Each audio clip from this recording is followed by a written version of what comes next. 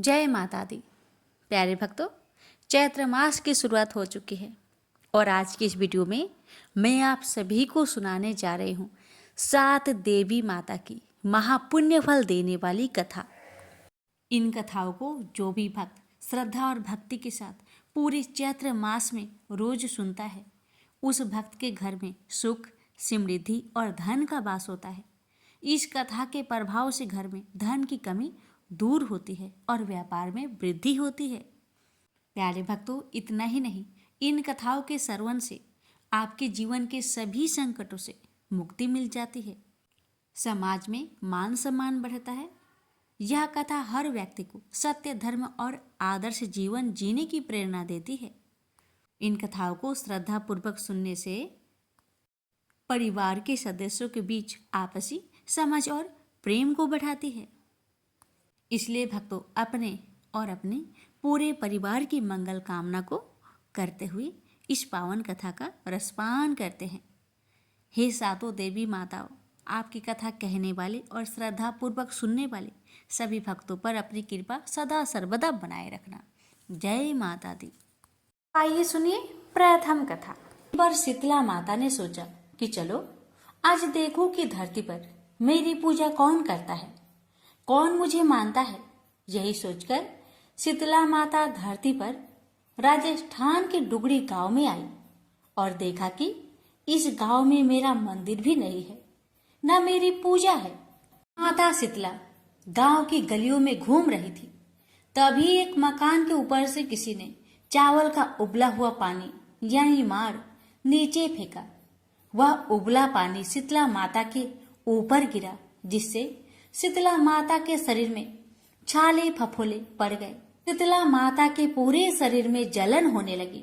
शीतला माता गांव में इधर उधर भाग भाग के चिल्लाने लगी, अरे मैं जल गई, मेरा शरीर तप रहा है, जल रहा है, कोई मेरी मदद करो। लेकिन उस गांव में किसी ने शीतला माता की मदद नहीं की। तभी अपने घर के बाहर एक कुम्हारन महिला बैठी थी। उस कुम्हारन ने देखा कि अरे ये बूढ़ी माई तो बहुत जल गई, इसके पूरे शरीर में तपन है, इसके पूरे शरीर में छाले फफोले पड़ गए हैं, यह तपन सहन नहीं कर पा रही है। तब उस कुम्हारन ने कहा, ए माँ, तू यहाँ आकर बैठ जा, मैं तेरे शरीर के ऊपर ठंडा पानी डालती हूँ। कुम्हारन ने उस बूढ़ी माई पर खूब ठंडा पानी डाला और बोली, हे माँ, मेरे घर में रात की बनी हुई रावड़ी रखी है, थोड़ा दही भी है। शीतला माता ने ठंडी ज्वार के आटे की रावड़ी और दही खाया, इससे शरीर में ठंडाई मिली। तब उस कुम्हारन ने कहा, आ माँ बैठ जा, तेरे सिर के बाल बिखरे हैं, ला मैं तेरी चोटी गुथ देती हूँ। और कुम्हारन माई की चोटी गुथने हेतु ही बालों में करती रही।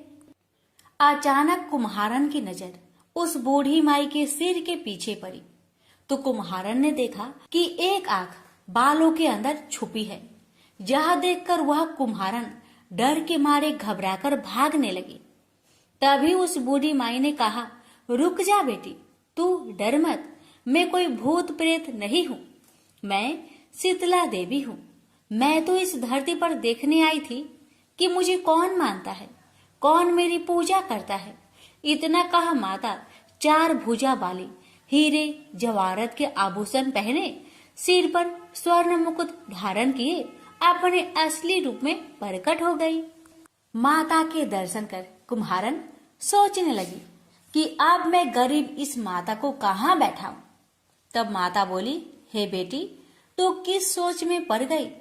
तब उस कुम्हारन ने हाथ जोड़कर आंखों में आंसू बहाते हुए कहा, हे माँ, मेरे घर में तो चारों तरफ दरिद्रता है, बिखरी हुई है, मैं आपको कहाँ बैठाऊं। मेरे घर में ना तो चौकी है, ना बैठने का आसन।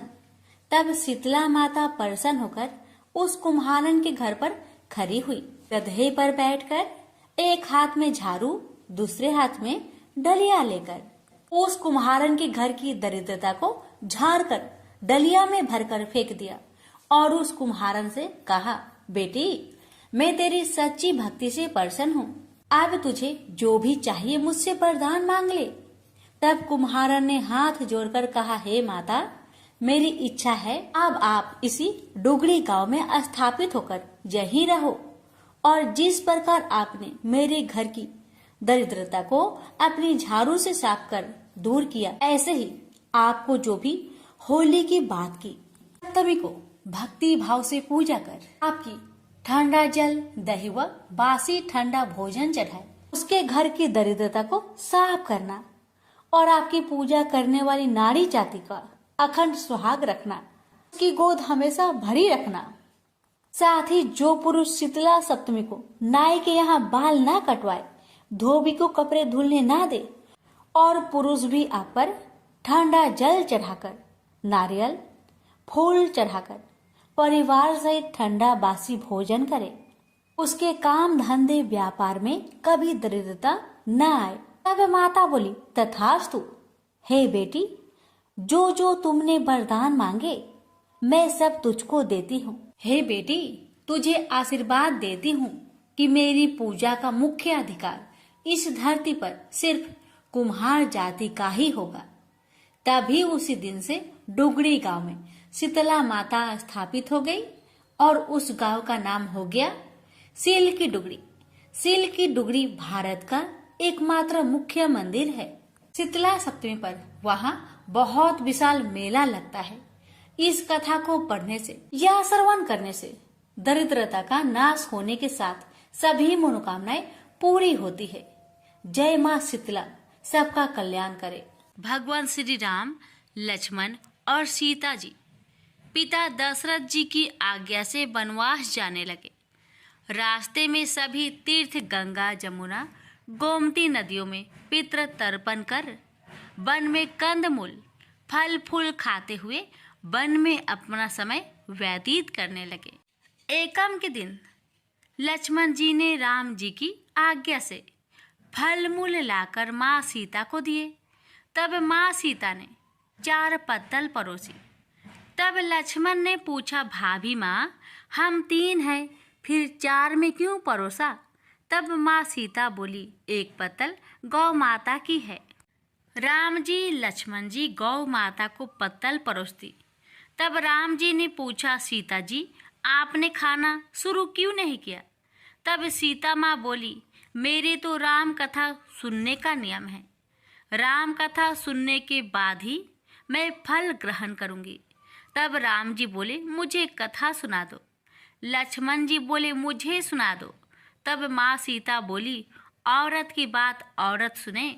आप मेरे पति हो, आप मेरे देवर हो, आपसे कैसे कहूँ?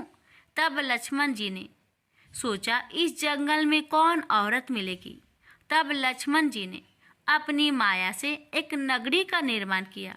उस नगरी में सब सुख सुविधाएं से युक्त थी। उस नगरी में सब चीजें सोने की थी, इसलिए नगरी का नाम सोन नगरी रखा। सभी नगर निवासियों को घमंड हो गया। उस नगरी में कोई गरीब नहीं था। जब सीता जी कुएं पर पानी लेने गई और पानी हारिनों से राम राम किया तो कोई नहीं बोली। थोड़ी देर में एक छोटी कन्या आई। सीता जी उससे राम राम बोली और कहा कि बाई राम कथा सुनेगी। तब वह बोली, मेरे तो घर पर काम है। सीता जी ने कहा, मेरे पति राम और देवर लक्ष्मण भूखे हैं। तब लड़की बोली, मेरी माँ मेरा इंतजार कर रही है। वह लड़की वहां से जाने लगी। तब माँ सीता के क्रोध से सारी नगरी साधारण सी हो गई। जब लड़की घर गई तो माँ बोली, बाई ये क्या हुआ? तब लड़की बोली, मेरे को तो नहीं पता है। वहां पर एक साध्वी बैठी थी, मुझे राम कथा सुनने के लिए बोली, पर मैं तो कथा नहीं सुनी। यदि उसने कुछ किया हो तो पता नहीं। तब उसकी माँ ने उसको वापस जाकर कथा सुनने को कहा।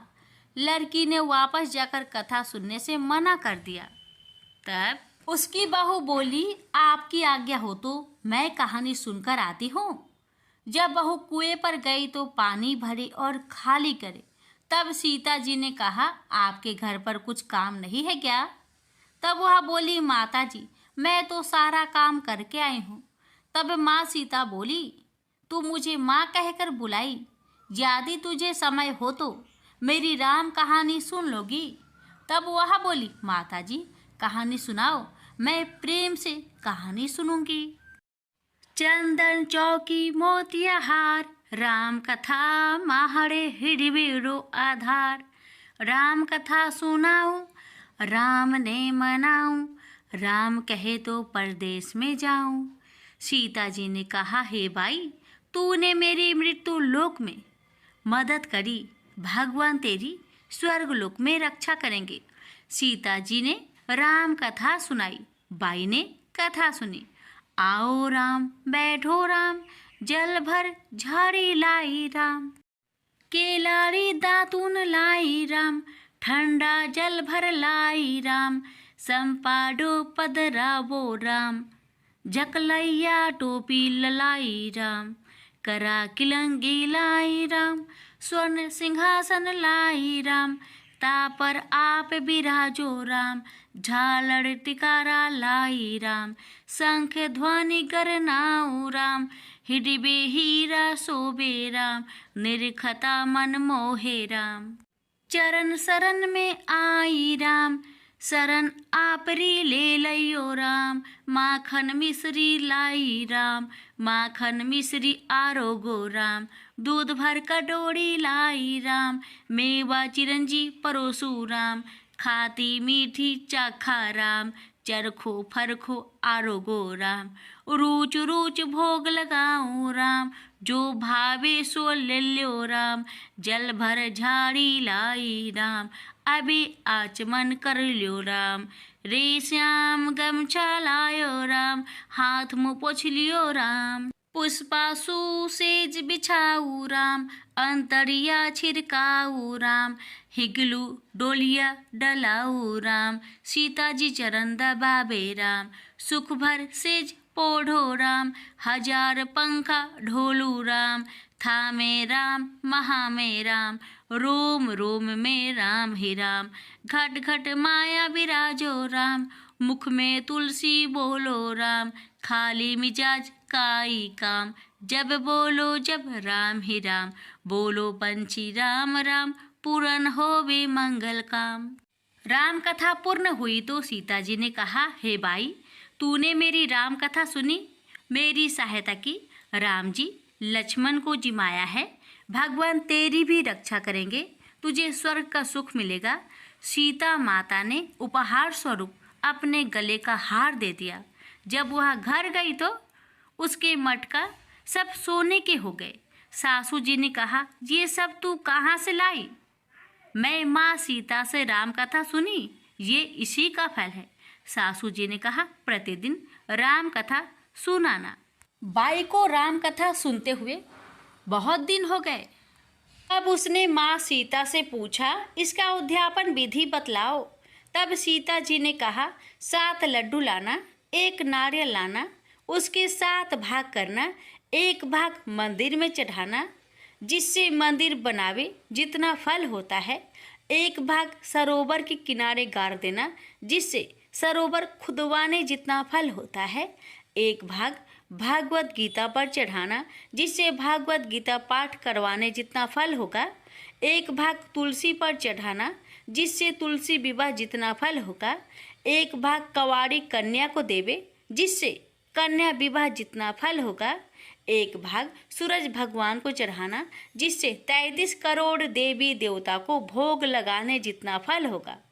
अब उसने विधि पूर्वक उद्यापन कर दिया। माता सीता के पास आई, माता मैंने तो विधि पूर्वक उद्यापन कर दिया, अब 7 दिन बाद बैकुंठ से विमान आएगा। गांव के सारे लोग एकत्र हो गए और पूछने लगे कि भाई तूने ऐसा कौन सा धर्म पुण्य किया, गीता भगवत गीता के पाठ किए, हमें भी बताओ। तब बाई ने कहा, मैंने तो माता सीता से प्रतिदिन राम कथा सुनी और नियम से उद्यापन किया। तब समस्त ग्रामीण राम कथा सुनने की जिद करने लगे। तब बाई राम कथा कहने लगी और सब नर नारी सुनने लगे। राम कथा संपूर्ण होते ही समस्त नगरी सोने की हो गई। बाई ने कहा, जो कोई राम कथा सुनेगा उसको मेरे समान ही फल मिलेगा। सब राम लक्ष्मण की जय जयकार करने लगे और विमान स्वर्ग में चला गया। 7 स्वर्ग के दरवाजे खुल गए। पहले द्वार पर नाग देवता समस्त देवी देवता पुष्प वर्षा करने लगे। देवताओं ने पूछा कि तूने क्या पुण्य किया? तब उसने कहा, मैंने राम लक्ष्मण जानकी की कहानी सुनी। तू समस्त देवताओं ने कहा, वर मांग। तब उसने कहा, मेरे तो सब सिद्धियां है, मुझे यह वर दो कि जो भी श्रद्धा व भक्ति से राम कथा राम लक्ष्मण जानकी की कहानी सुनेगा उसको मेरे समान ही फल मिले। सभी देवताओं ने पुष्प वर्षा करते हुए तथास्तु कहा। चारों ओर राम राम की जय जयकार होने लगी। प्रेम से बोलिए सीताराम की जय। प्राचीन समय की बात है। महाराज दनु के 2 पुत्र थे। उनके नाम रंभ और करम्भ थे। उन दोनों की बड़ी प्रतिष्ठा थी। वे दोनों संतानहीन थे, अतः पुत्र प्राप्ति के लिए तपस्या करने लगे। उन्होंने कई वर्षों तक तपस्या की। पंचनंद के पावन जल में तपस्या आरंभ हुई। करम्भ जल के अंदर दुष्कर तप करने लगा। रंभ परश्रेष्ठ दूध वाले बट वृक्ष के नीचे गया और पंचगिन की व्यवस्था करके तपस्या में लीन हो गया। जब रंग पंचागिन तपता हुआ साधना में तपतर हो गया, तब उन दोनों दैत्यों की स्थिति का पता लगने पर सचिपति इंद्र बहुत ही दुखी हो गए। वे स्वयं पंचनंद पहुँचे। ग्राह का भेष धारण करके उन्होंने जल में प्रवेश किया तथा तपस्या में निमग्न करम के पैर पकड़ लिए। उनके इस प्रयास से दुराचारी करम की जीवन लीला समाप्त हो गई। अपने भाई का मरण सुनकर रंभ के क्रोध की सीमा ना रही। उसके मन में ऐसी इच्छा उत्पन्न हुई कि अपना मस्तक अग्नि को भेंट कर दूं। अतः उसने सहसा बाएं हाथ से अपने सिर की चोटी पकड़ ली और दाएं हाथ से तीखी तलवार लेकर मस्तक को धड़ से अलग कर देना चाहा। इतने में ही उसे समझाने के लिए अग्निदेव वहां प्रकट हो गए। अग्निदेव ने कहा, दैत्य, तुम में बड़ी मूर्खता भरी हुई है, तभी तो अपना मस्तक काटने को तैयार हो गए हो। भला आत्महत्या जैसे अत्यंत अधम कर्म में तुम्हारी प्रवृत्ति कैसे हो गई? तुम्हारा कल्याण हो, इससे वर मांग लो। मन में जो भी इच्छा हो मांग सकते हो। अग्निदेव की बात सुन रंभ ने कहा, देवेश, यदि आप प्रसन्न हैं तो मुझे अभिष्ट वर देने की कृपा कीजिए। मैं तीनों लोकों पर विजय पाने वाला पुत्र चाहता हूँ, जिसको देवता, दानव और मानव कोई भी किसी प्रकार पराजित ना कर सके। वह अपनी इच्छा के अनुसार रूप धारण कर सके, उसमें असीम शक्ति हो। अग्निदेव ने कहा, ठीक है, तुम्हारी अभिलाषा पूर्ण होगी। महाभाग रंभ, जिस सुंदरी भाड़े पर तुम्हारा मन डिग जाए उसी के गर्भ से महान पराक्रमी पुत्र तुम्हें प्राप्त होगा। अग्निदेव की बातें सुनकर रंभ ने उनके चरणों में मस्तक झुकाया और अपने स्थान की ओर चल दिया। रंभ का स्थान संपूर्ण समृद्धियों से संपन्न था। वह अनेक यक्ष मौजूद थे। पशु भावनापन राक्षस तो था ही, काम भाव से एक महिषी पर उस दानव की दृष्टि पड़ी। उस समय वह भैंस भी जवानी के मद में चूर थी। रंभ उस पर आसक्त हो गया। होनी बड़ी प्रबल होती है, उसके वीर्य से वह महिषी गर्भवती हो गई। उसी समय एक दूसरा भैंसा उस भैंस पर टूट पड़ा। अतएव उस भैंसे को मारने के लिए रंभ स्वयं सामने आ गए और उस पर झपटा। वह बलवान भैंसा भी कमांध था। उसने तुरंत अपने नुकीले सींगों से रंभ को चोट पहुंचानी शुरू कर दी। इससे वह दानव मूर्छित होकर भूमि पर गिर पड़ा और उसके प्राण शरीर से अलग हो गए। अपने स्वामी रंभ के मर जाने पर वह बेचारी महिषी भय से अत्यंत घबराकर वहां से भाग चली। वह वेगपूर्वक एक बट वृक्ष के नीचे जाकर यक्षों की शरण में चली गई। उसके पीछे लगा हुआ वह भैंसा भी वहां पहुंच गया। बल की अभिलाषा में तो वह चूर था ही। यक्षों ने देखा कि वह महिषी अत्यंत कतार होकर आंखों से आंसू गिरा रही है और भय से उसका कलेजा कांप रहा है। साथ ही पीछे दौड़कर आता हुआ भैंसा उन्हें दिखाई दिया। अतः उस महिषी की रक्षा करने के लिए यक्ष उस भैंसे का सामना करने के लिए तत्पर हो गए। अब उस भैंसे के साथ उन यक्षों का युद्ध छिड़ गया। यक्ष बाण बरसाने लगे। एक बाण ऐसा लगा कि उससे आहत होकर भैंसा तुरंत प्राणहीन होकर पृथ्वी पर गिर पड़ा। रंभ यक्षों का परम प्रेमी था, अतः उन्होंने उसकी लाश लेकर दाह संस्कार करने के लिए चिता पर रख दी। पति के शरीर को चिता पर देखकर महिषी के मन में भी निश्चित विचार हो गया कि मैं भी पति के साथ सती हो जाऊं। यक्षों के रोकते रहने पर भी उसके विचार में परिवर्तन नहीं हुआ। वह जलती हुई चिता में बैठ गई। उसने अपने प्रेमी पति को हृदय से चिपका लिया। उसी समय चिता के मध्य भाग से महाबली महिषासुर निकल आया। पुत्र पर कृपा करने वाला स्वयं रंभ भी एक दूसरा शरीर धारण करके रक्त बीज के रूप में चिता से निकला। यो महिषासुर और रक्त बीज, इन दोनों की उत्पत्ति महाबली रंभ से हुई। तदंतर मुख्य दानव एकत्र हुए और उन्होंने महिषासुर को वहां की राजगद्दी पर अभिषिक्त कर दिया। इस प्रकार महिषासुर नाम से प्रसिद्ध दानव संपूर्ण जगत पर शासन करने लगा। वर पा जाने के कारण उस पराक्रमी दैत्य को अत्यंत अभिमान हो गया। समस्त प्राणी उसके अधीन रहते थे। उसने समुद्र पर्यंत सारी पृथ्वी को अपने बाहुबल से जीतकर स्वयं उसकी रक्षा का भार संभाल लिया।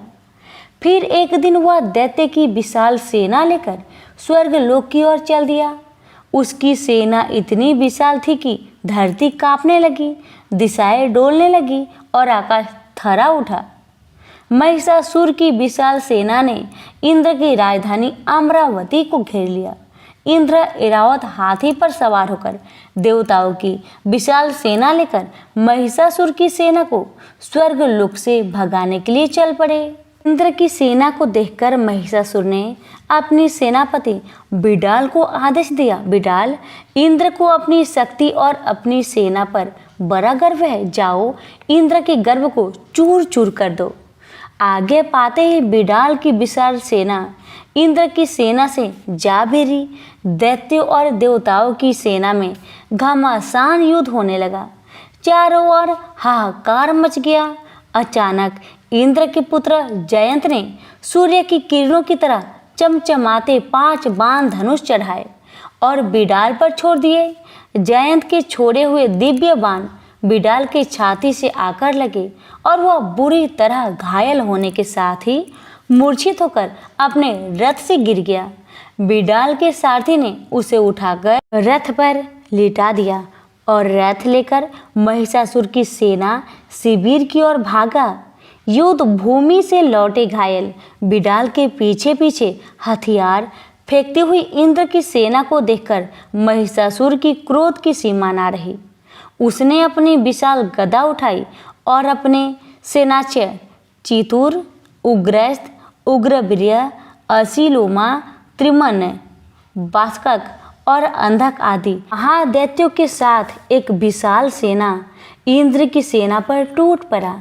महिषासुर की विशाल सेना को देखकर ब्रह्मा, विष्णु और महेश भी इंद्र की सहायता के लिए युद्ध भूमि में आ गए। लेकिन महिषासुर ने अपनी असुरी शक्ति से असंख्य महिषासुर उत्पन्न कर दिए।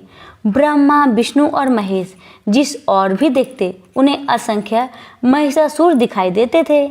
भगवान विष्णु ने अपने सुदर्शन चक्र को आज्ञा दी कि वह महिषासुर की इस असुरी माया को समाप्त कर डाले।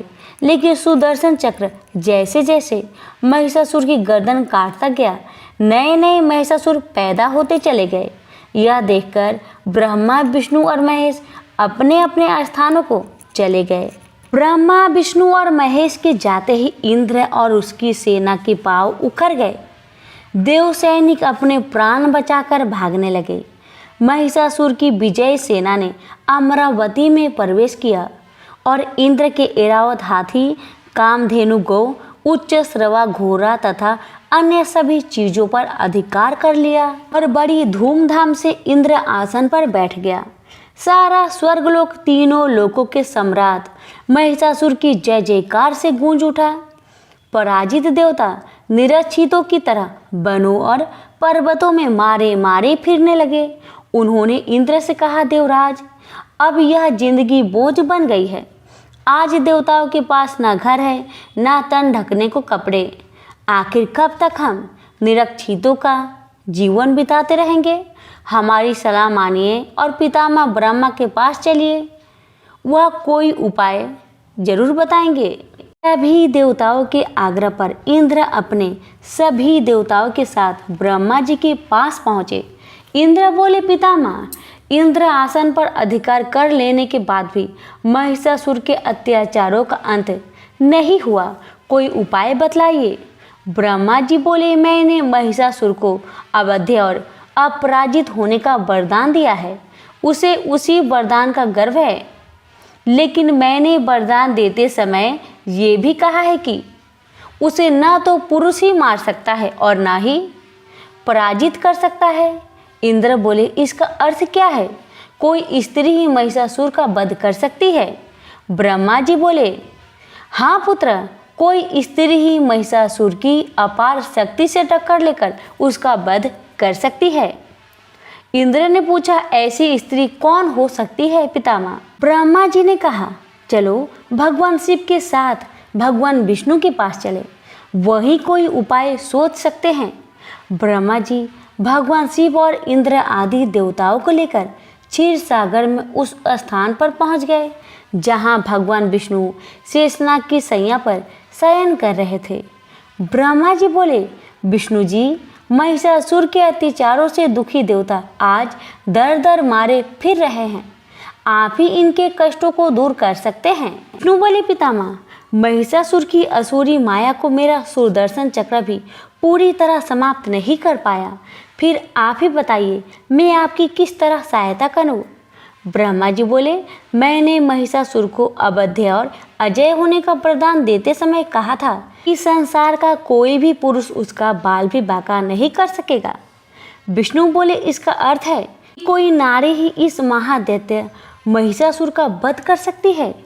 तब तो माँ भगवती के अतिरिक्त और कोई महिषासुर का वध नहीं कर सकता। वही योग निद्रा है, वही आदि शक्ति है। मुझ में, ब्रह्मा जी में और शिव में जो भी शक्ति और सामर्थ्य है माँ भगवती की दी हुई है। हमें माँ भगवती की ही स्तुति करनी चाहिए, वही संसार को महिषासुर के अत्याचारों से मुक्ति दिला सकती है। भगवान विष्णु की सलाह मानकर सभी देवता समुद्र तट पर आ गए और माँ भगवती की स्तुति करने लगे। तभी आकाशवाणी हुई, हे देवताओं, तुम सभी अपना अपना तेज एकत्र करो, मैं स्वगुण रूप धारण करके तुम्हारा उद्धार करूंगी। आकाशवाणी सुनकर ब्रह्मा, विष्णु और शिव के साथ अन्य सभी देवताओं का तेज इकट्ठा होकर जगमगाते पर्वत के रूप में दिखाई देने लगा। इसकी ज्योति की किरण लपलपाती लपटों की तरह दसों दिशाओं में फैली हुई थी। फिर वह ज्योति पुंज बड़ी तेज से नारी के रूप में वर्तन होने लगा और उसने देवी का रूप धारण कर लिया। उसके प्रकाश से तीनों लोग जगमगा उठे। देवी का मुख शंकर के तेज से बना, यमराज के तेज से सिर के बाल निकल आए, भगवान विष्णु के तेज से उनकी भुजाएं उत्पन्न हुई, चंद्रमा के तेज से दोनों स्तन और इंद्र के तेज से कमर पैदा हुई। देवी की जांघें और पिंडालियाँ वरुण की तेज से निस्तंभ, पृथ्वी की तेज से हाथों की उंगलियाँ, वस्तुओं की तेज से दोनों चरण, ब्रह्मा की तेज से पैरों की उंगलियाँ सूर्य के तेज से पैदा हुई, प्रजापति के तेज से दांत और अग्नि की तेज से आँखें, संध्या की तेज से भौहें और वायु की तेज से कानों की उत्पत्ति हुई। सभी देवताओं ने देवी को अपने अपने अस्त्र शस्त्र भेंट कर दिए। इस बीच सूर्य ने देवी के रोम रोम में अपनी किरणों का तेज भर दिया। क्षीर सागर ने 2 दिव्य वस्त्र और उज्जवल हार भेंट किए। समुद्र ने चूड़ामणि, कुंडल, अर्धचंद्र भेंट किए। शेषनाग ने नागहार भेंट किया। अनेक प्रकार के अस्त्र शस्त्रों से सुसज्जित होने के बाद देवी ने कहा, देवताओं, अब तुम भय से मुक्त हो जाओ। अब महिषासुर आपका कुछ नहीं बिगाड़ पाएगा। मैं शीघ्र ही उसे मारकर उसके सभी साथी दैत्य को यमलोक पहुंचा दूंगी। तुम जो कुछ खो बैठे हो तुम्हें प्राप्त हो जाएगा। यह कहकर माँ भगवती ने इतनी जोर से अट्टहास किया कि 10 दिशाएं पृथ्वी और आकाश से थर्रा उठे। दानव भयभीत हो उठे और अभिमानी महिषासुर देवी की भयंकर गर्जना सुनकर क्रोध से तमतमा उठा। हजारों बादलों की गर्जना जैसी यह भयंकर आवाज किसकी थी? सैनिकों, दौड़कर जाओ और मालूम करो। माँ भगवती के गर्जने की आवाज अभी तक गूंज रही थी। उस गूंज का पीछा करते हुए महिषासुर के सैनिक उस स्थान पर पहुंच गए जहां माँ भगवती अपने सिंह के साथ बैठी थी। उस देवी को देखकर महिषासुर के सैनिक भागे भागे महिषासुर की राजसभा में आए। उन्हें देख महिषासुर ने पूछा, कुछ पता चला सैनिकों? वह आवाज किसकी थी? सैनिक बोले, महाराज, निकट की पर्वत पर एक ऊंची चट्टान पर एक बहुत ही सुंदर स्त्री बैठी है। हालांकि वह तरह तरह के अस्त्र शस्त्रों से सुसज्जित है, लेकिन उस जैसे सुंदर स्त्री तीनों लोकों में दूसरी नहीं मिलेगी। वह तो आपके राजभवन में शोभा की योग है।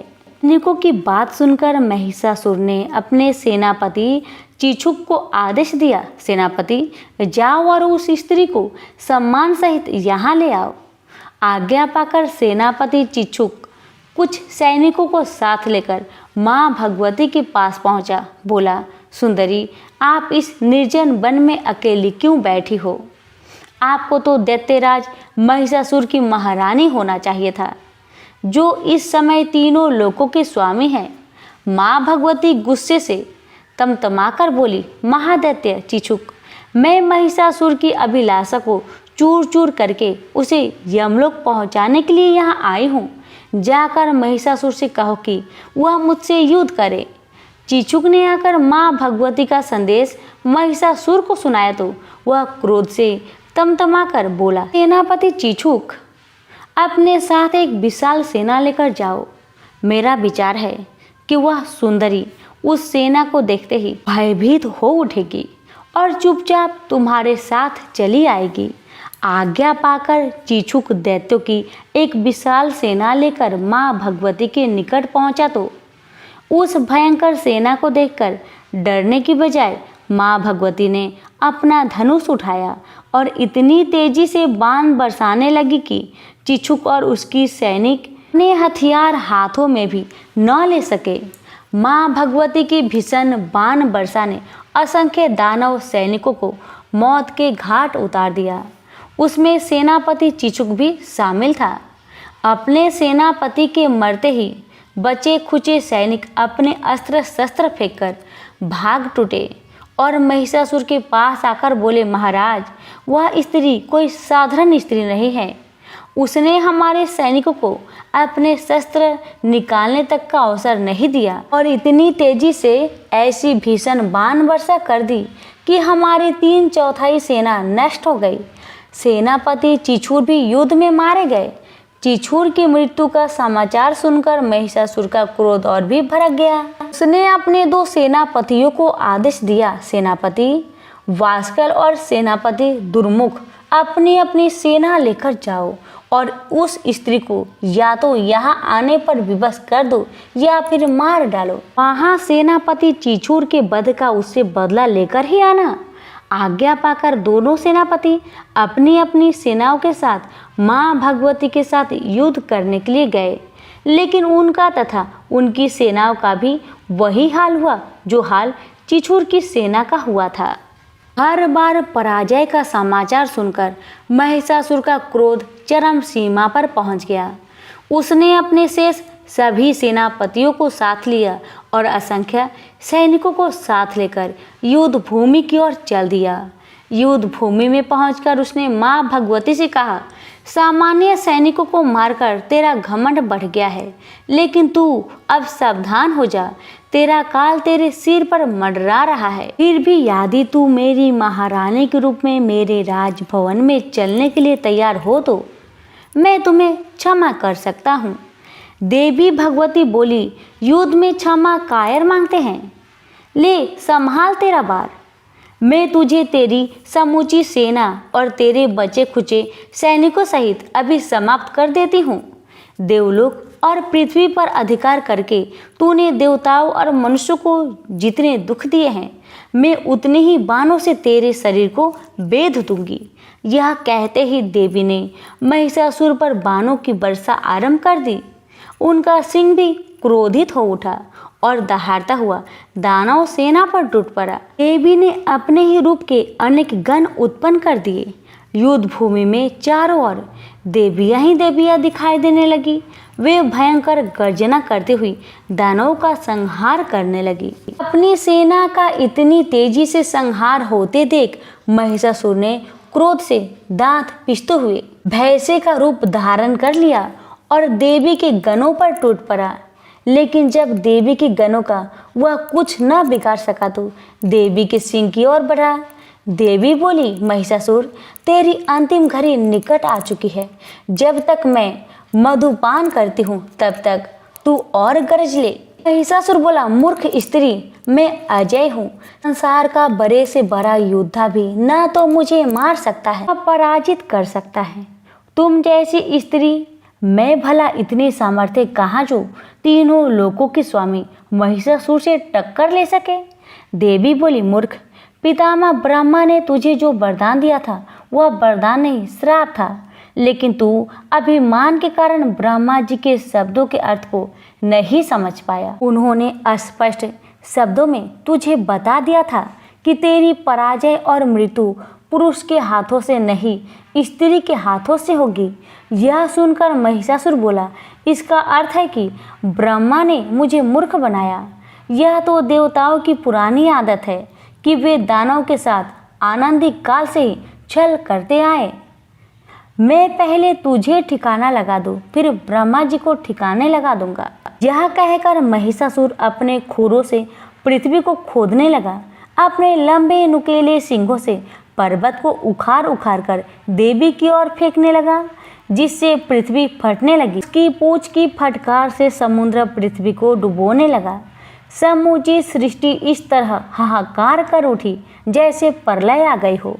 देवी ने नागपाश फेंककर महिषासुर को बांध दिया, लेकिन वह भैंसे का रूप त्याग कर सिंह रूप में बदल गया। फिर जैसे देवी तलवार से उसका सिर काटने लगी, वह खड्गधारी पुरुष बन गया। देवी ने उसे बाणों से बांध डाला। तब उसने विशालकाय गजराज का रूप धारण कर लिया और देवी के वाहन सिंह को जय कर लिया। यह देख देवी ने तलवार से उसकी सुर काट दी। महिषासुर देवी की ओर झपटा, लेकिन उसके और देवी के बीच अनेक देवी के गण आ खड़े हुए और महिषासुर से युद्ध करने लगे। फिर देवी उछलकर महिषासुर पर सवार हो गई और अपने पैरों से उसे दबाकर उसकी गर्दन पर त्रिशूल का वार कर दिया। पैरों से दबा होने पर महिषासुर पुरुष का रूप धारण करके भैंसे के मुख से निकलने लगा, लेकिन अभी उसका आधा शरीर ही बाहर निकल पाया था कि देवी की तलवार ने उसका सिर काट डाला। यह देख महिषासुर की बची खुची सेना पाताल की ओर भागने लगी। महिषासुर के मरते ही देवता आकाश से देवी पर पुष्प बरसाने लगे। यक्ष, गंधर्व और किन्नर तरह तरह के वाद्य इंद्रिय बजाकर नाचने गाने लगे। तो प्रेम से बोलिए, आदि शक्ति माता की जय। एक दिन लक्ष्मी जी की बड़ी बहन ज्येष्ठा ने उनसे कहा, बहुत दिनों से एक बात मेरे मस्तिष्क में कौध रही है, सोचती हूँ कि आज तुमसे पूछूं या नहीं। लक्ष्मी जी बोली, ऐसी क्या बात है बहन, मन में जो कुछ भी है निसंकोच पूछो। वैसे भी कोई बात मन में न रखकर उसका समाधान कर लेना ही बुद्धिमानी है।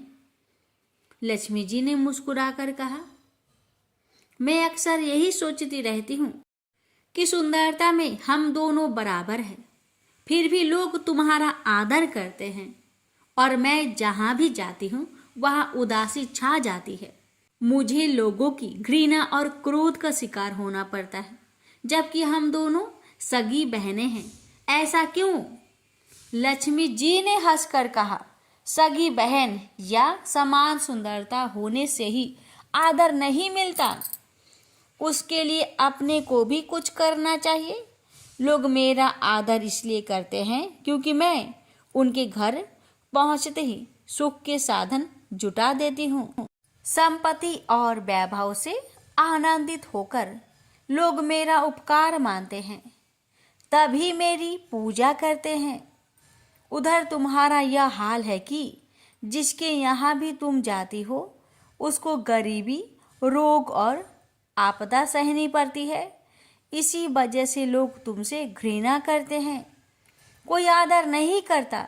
आदर पाना है तो दूसरों को सुख पहुंचाओ। ज्येष्ठा को लक्ष्मी जी की बात चुभ गई। उन्हें लगा कि लक्ष्मी को अपनी महिमा का अभिमान हो गया है। उन्होंने तड़प कर कहा, लक्ष्मी, तुम मुझसे हर बात में छोटी हो, अवस्था में भी और प्रभाव में भी। मुझे उपदेश देने का भी विचार ना करो। अगर तुम्हें अपने वैभव का अहंकार है तो मेरे पास भी अपना एक प्रभाव है। मैं जब अपनी पर आ जाऊं तो तुम्हारे करोड़पति भक्त को भी पल भर में भिखारी बना दूं। लक्ष्मी जी को हंसी आ गई और कहने लगी, बहन, तुम बड़ी हो इसलिए कुछ भी कह लो, लेकिन जहाँ तक प्रभाव की बात है मैं तुमसे कम नहीं हूँ। जिसको तुम भिखारी बनाओगी उसे मैं दूसरे दिन रंक से फिर राजा बना दूंगी। मेरी महिमा का भी अभी तुम्हें पता ही कहाँ है, और तुम्हें भी मेरी महिमा का पता ही नहीं है। जिसकी तुम सहायता करोगी उसे मैं दाने दाने के लिए भी मोहताज कर दूंगी।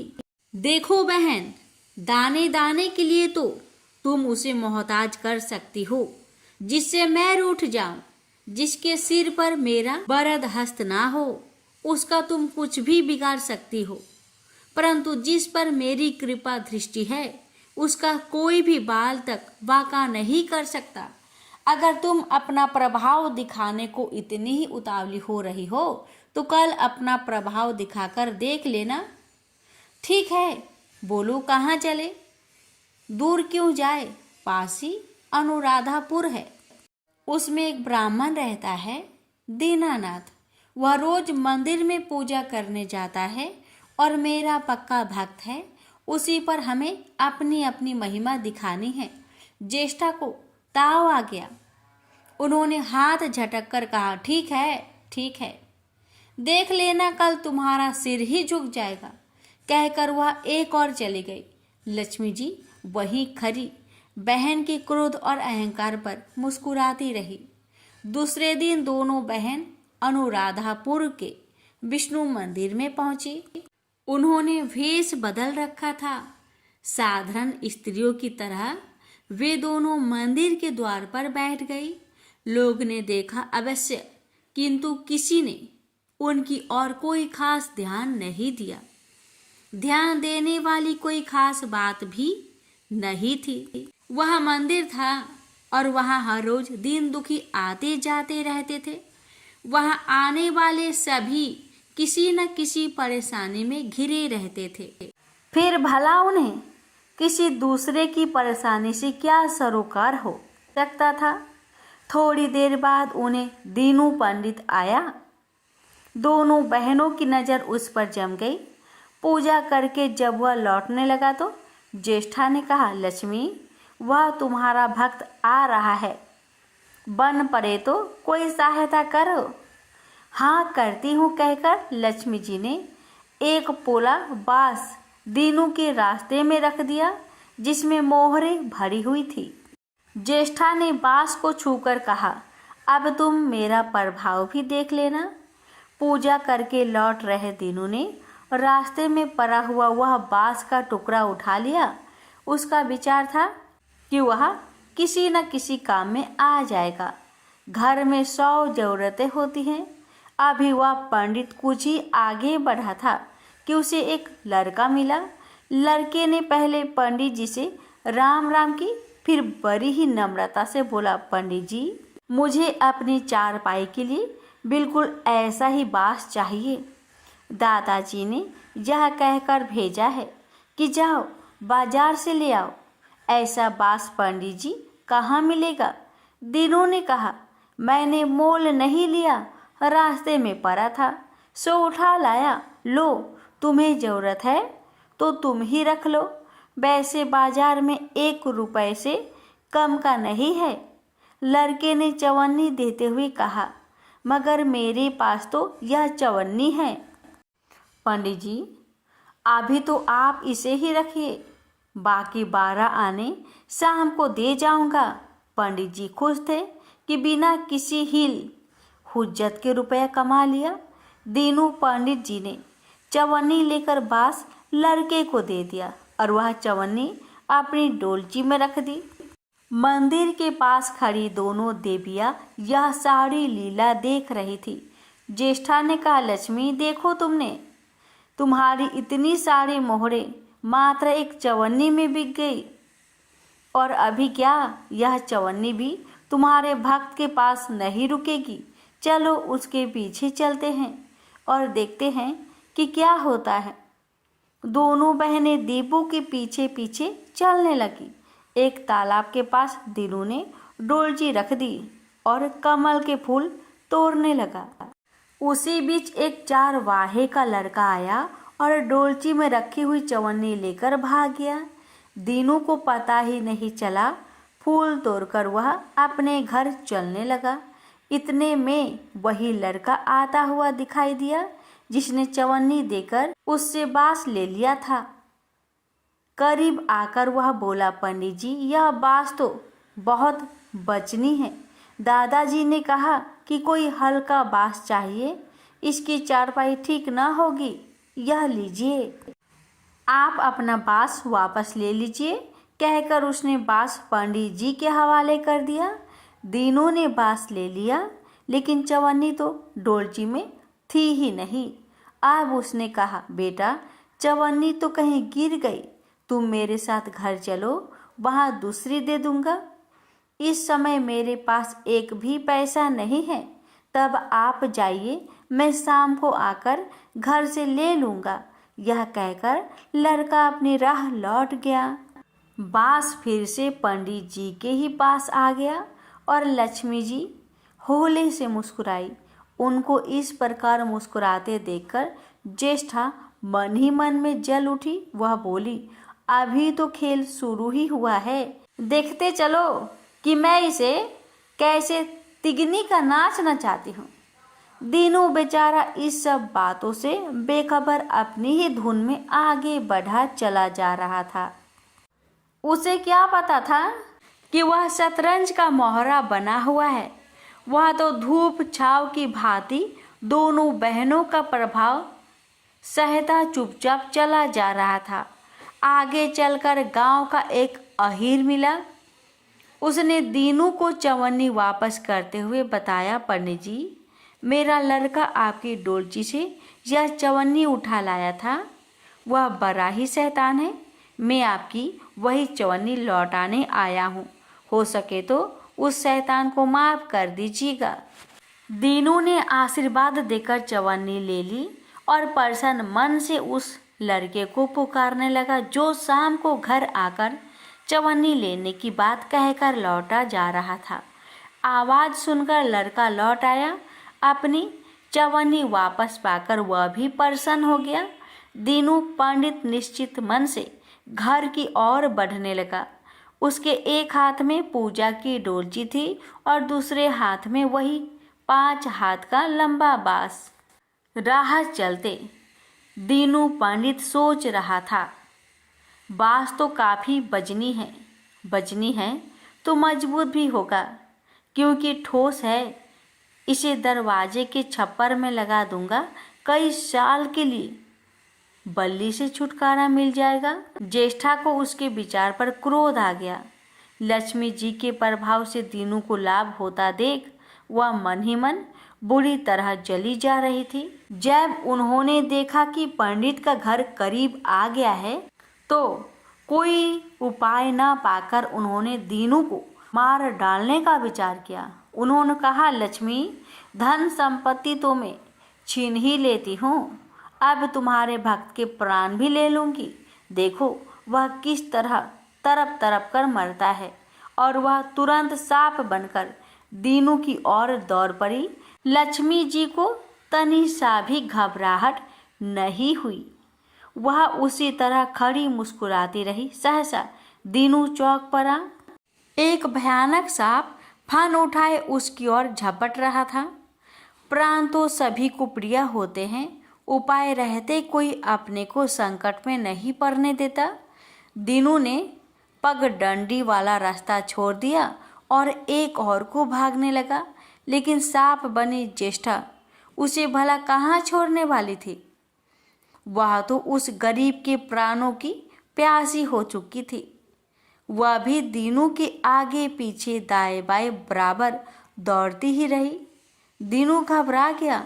उसने हाथ जोड़कर कहा, हे नाग देवता, मैंने आपका कुछ नहीं बिगाड़ा है, शांति से अपनी राह लौट जाइए।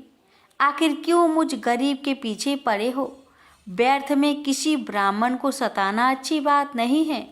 लेकिन वह नाग तो ज्येष्ठा का रूप था, जो दीनू को किसी भी तरह डसना चाहता था। प्रार्थना पर कुछ भी ध्यान ना देकर वह सांप एक बारगी फुफकारता हुआ झपट पड़ा। जब दीनू ने देख लिया कि बिना संघर्ष किए अब जान नहीं बचेगी, तो उसने प्राण रक्षा के लिए भरपूर जोर लगाकर वही बाँस सांप के ऊपर दे मारा। धरती से टकराते ही बाँस के 2 टुकड़े हो गए और उसके भीतर भरी हुई मोहरे खन खनाकर बिखर गई, जैसे लक्ष्मी हंस पड़ी। दीनू के मुंह से हैरतपूर्ण चीख सी निकली। अरे!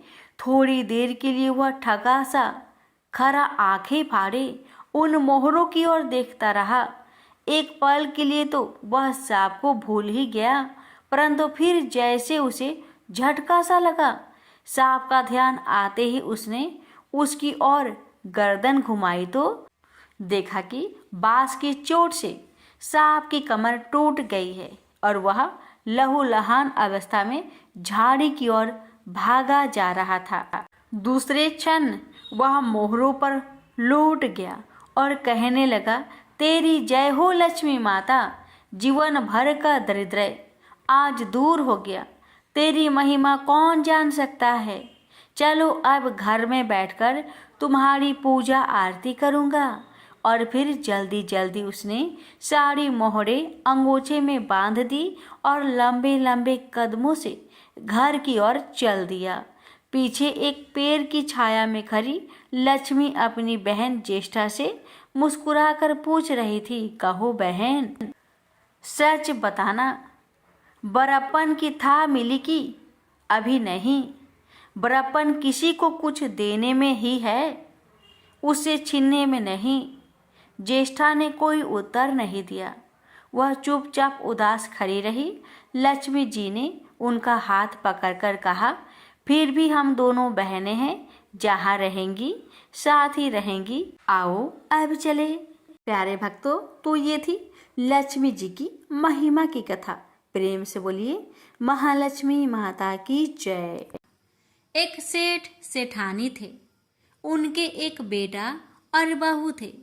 बहू सबको भोजन करा के फिर स्वयं भोजन करती। एक पड़ोसन ऐसी भी थी जो रोज पूछती कि बहू आज क्या बनाया और क्या खाया। बहू कहती, ठंडो बासी।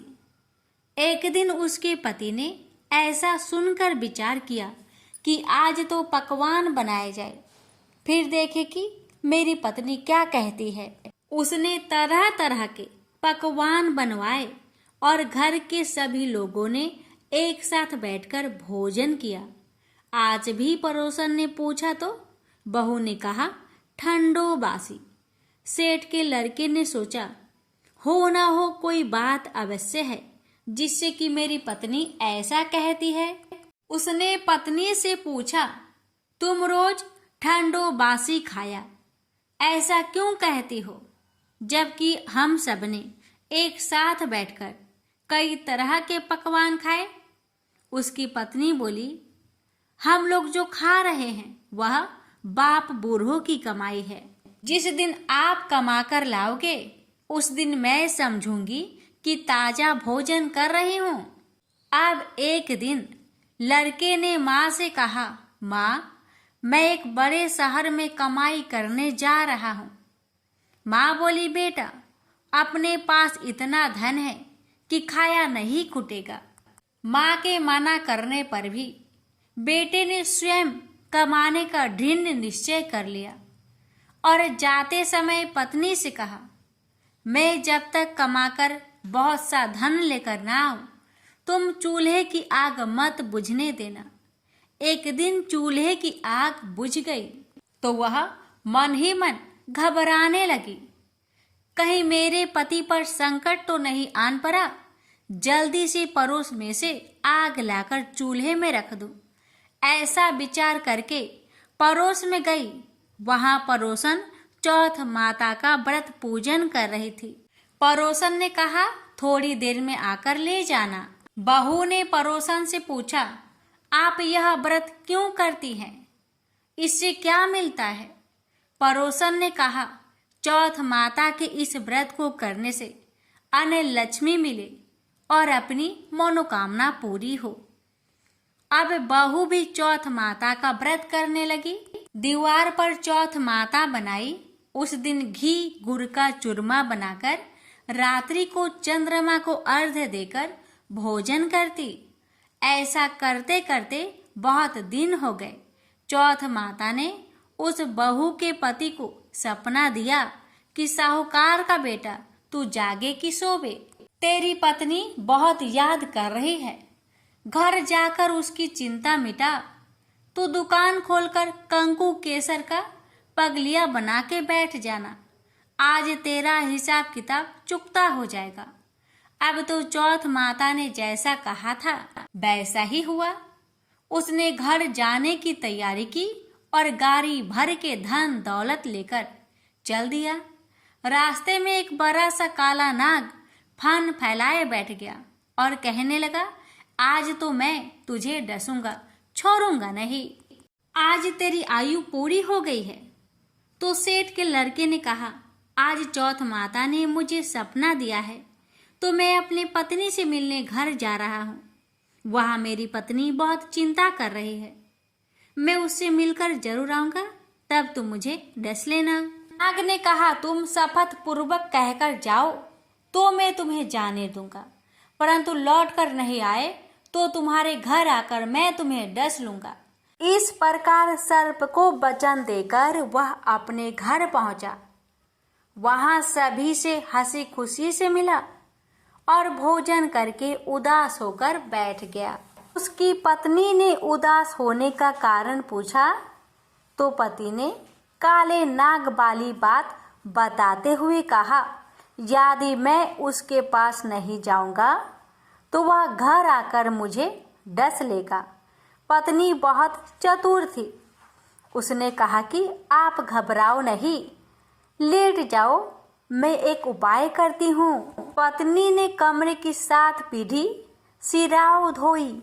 पहले पीढ़ी पर रेत, दूसरी पीढ़ी पर इत्र, तीसरी पीढ़ी पर गुलाब, चौथी पीढ़ी पर कंकु केसर, 5वीं पीढ़ी पर लड्डू पेड़ा, 6ठी पर गादी गलीचा और 7वीं पीढ़ी पर दूध का कटोरा भरकर रख दिया।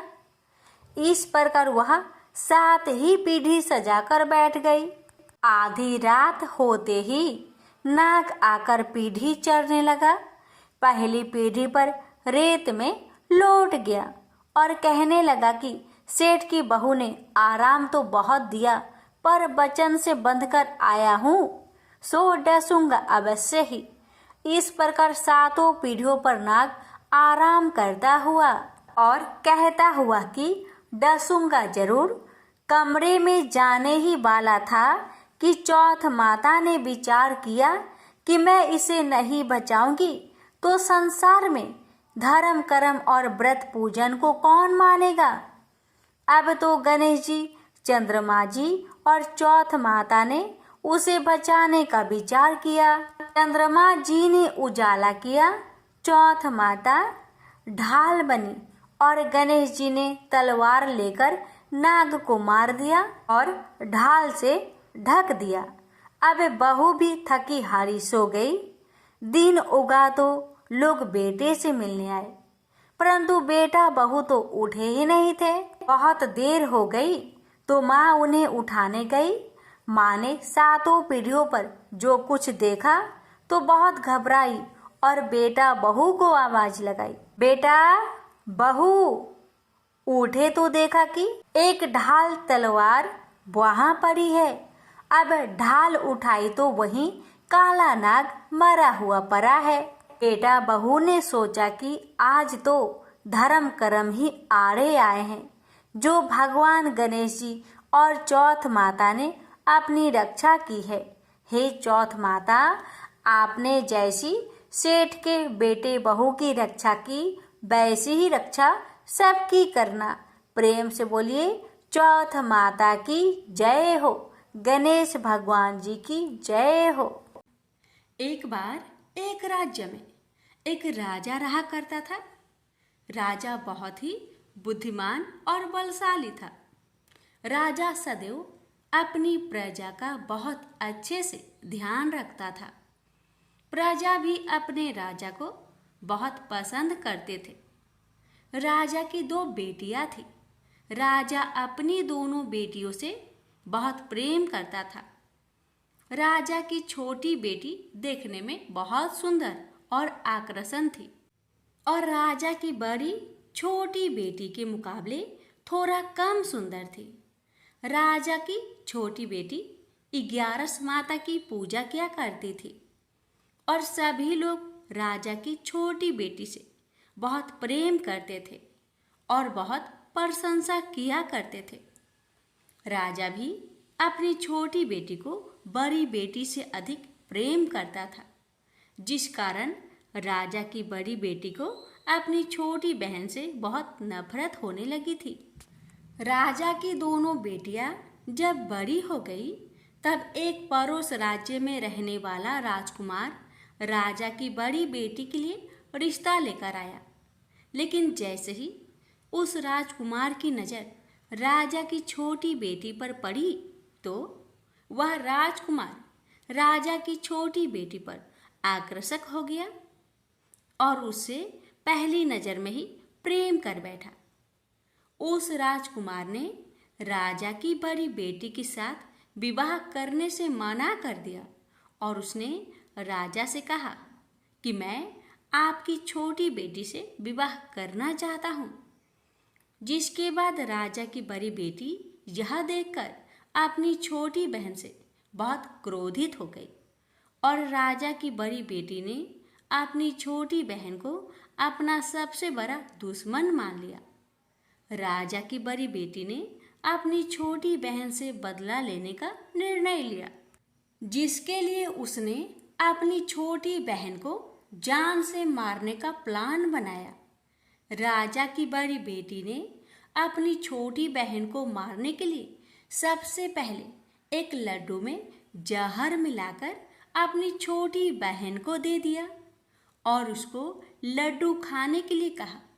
लेकिन लड्डू खाने के बाद भी छोटी बहन को कुछ नहीं हुआ।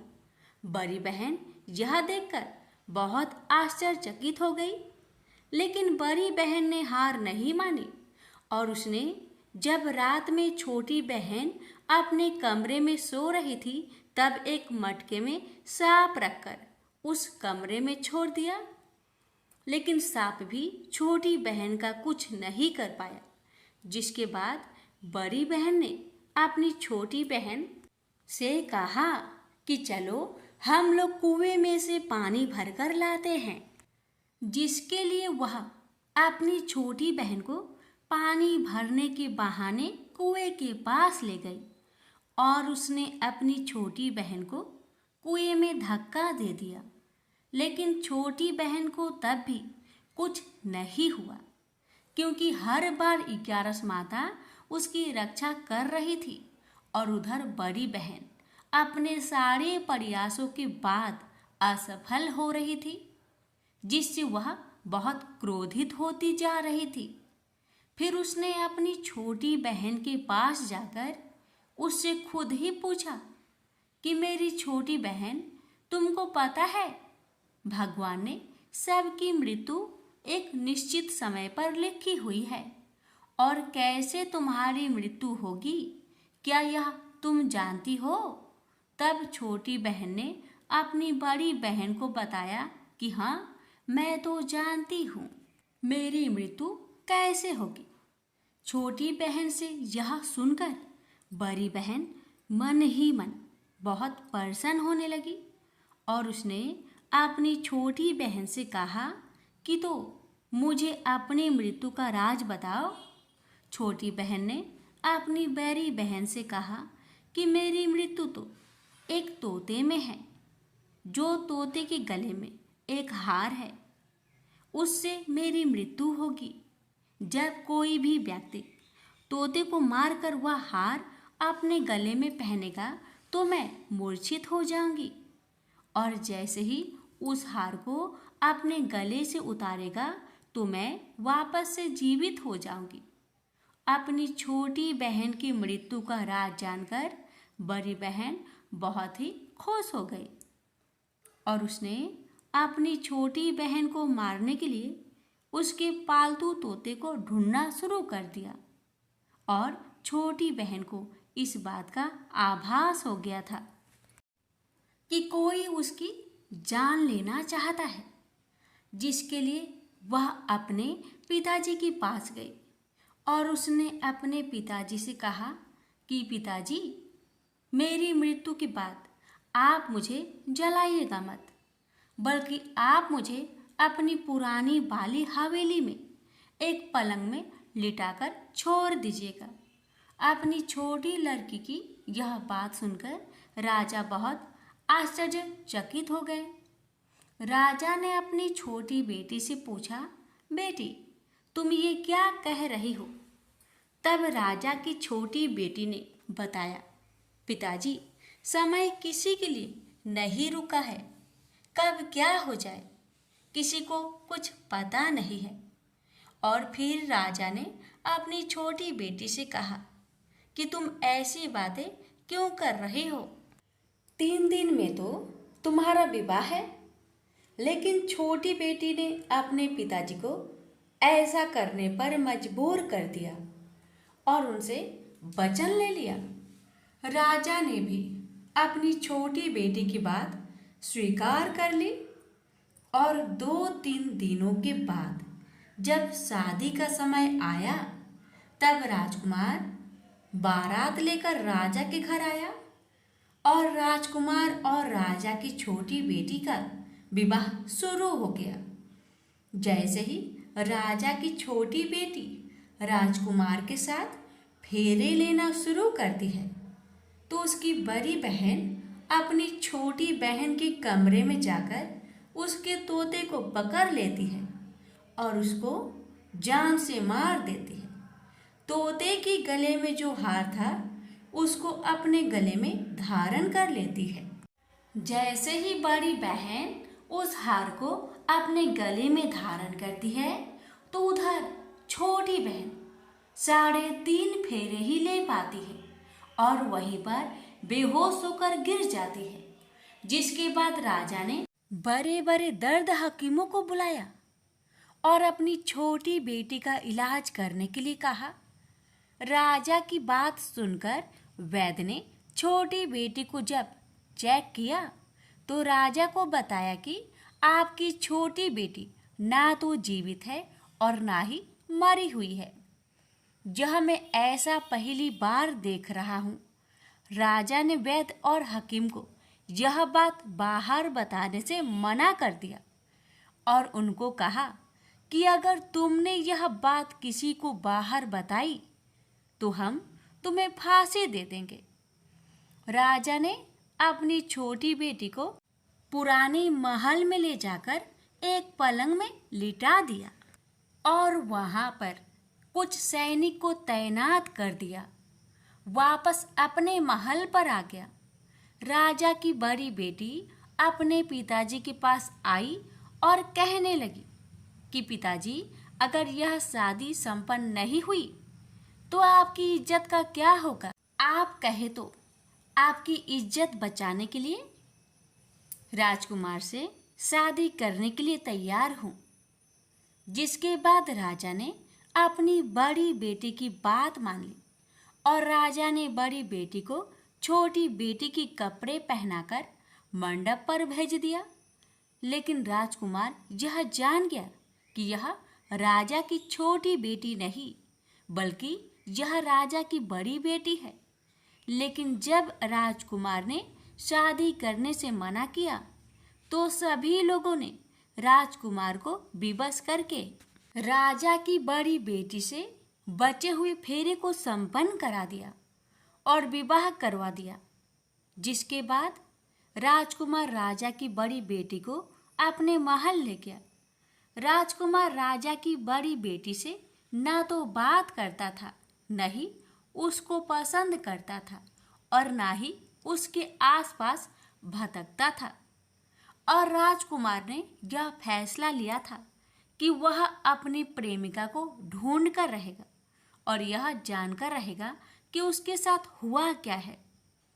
एक दिन राजकुमार अपने घोड़े पर सवार होकर राजा के पुराने महल के पास पहुंच गया, जहां पर उसने कुछ सैनिकों को देखा।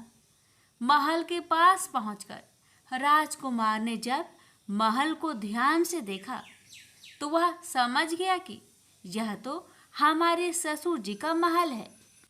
तब राजकुमार ने सैनिकों से पूछा, तुम लोग यहाँ क्या कर रहे हो और इस महल के अंदर उस पलंग में कौन लेटा है? जिसके बाद सैनिकों ने बताया कि जहाँ पर राजा की छोटी बेटी लेटी है। यह सुनकर राजकुमार बहुत प्रसन्न हो गया और वह तुरंत अपनी प्रेमिका के पास पहुंच गया और उसकी सेवा करने लगा। जैसे ही रात हुई तो राजा की छोटी बेटी उठकर खड़ी हो गई।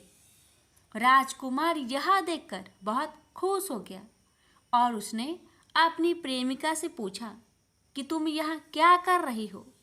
तुम मेरे साथ मेरे घर चलो।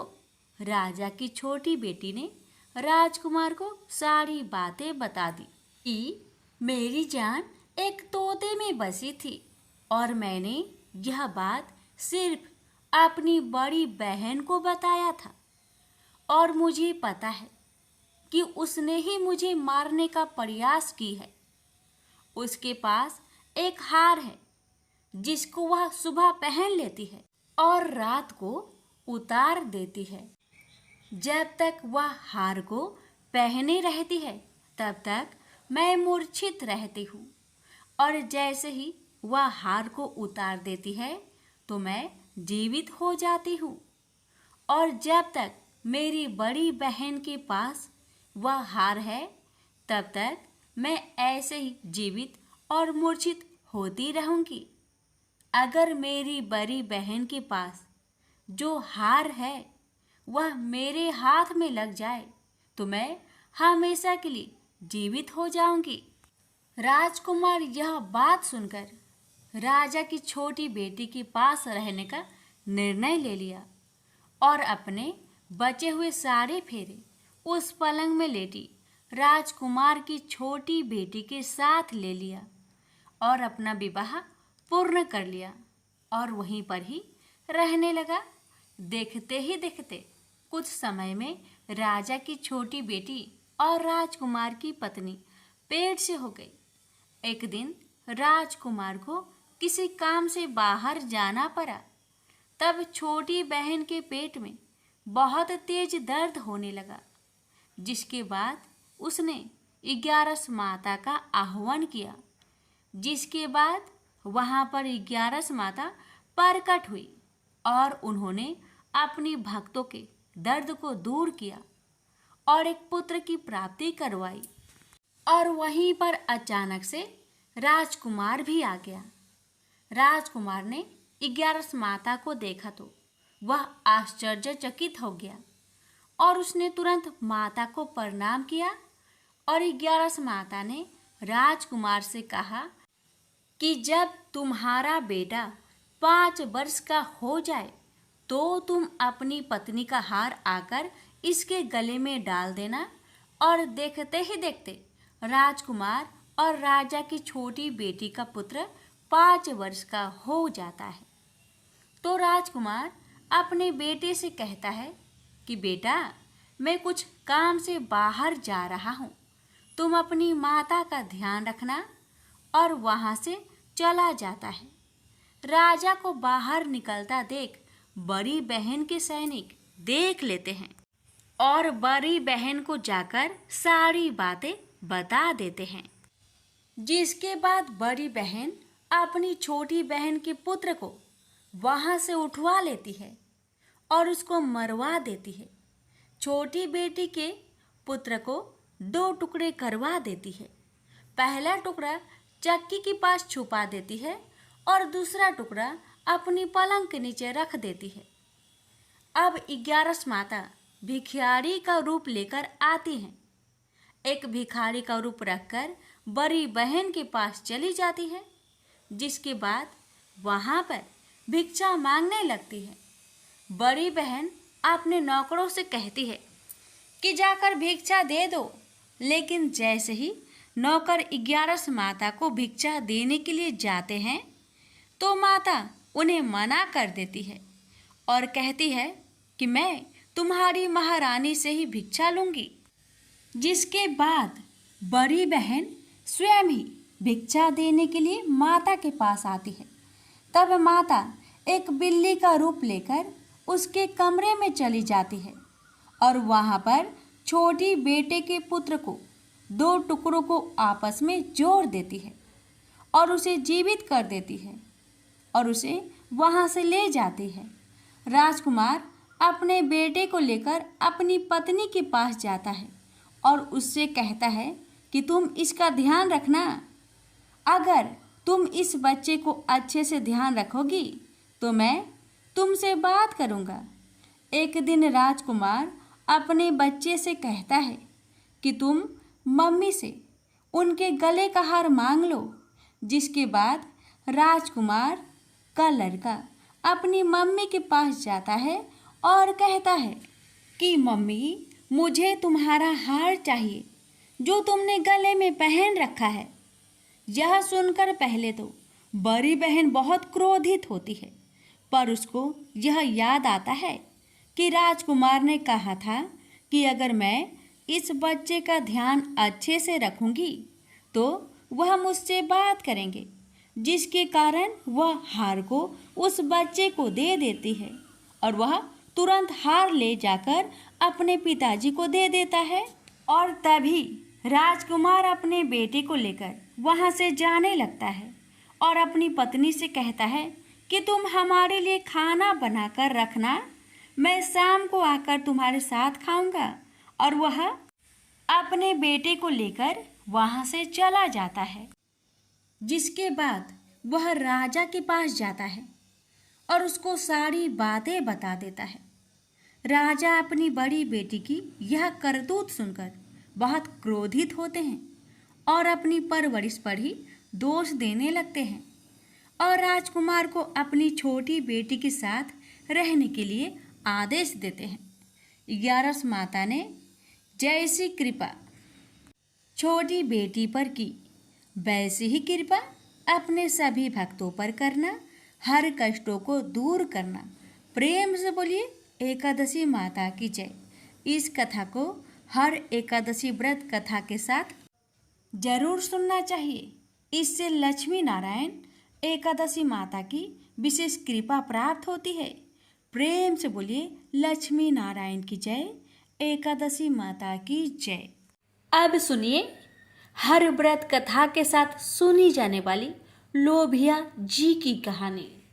एक लोभिया था, कठोर तपस्या करता था, एक पांव पर खड़ा होकर कठिन तप करता था।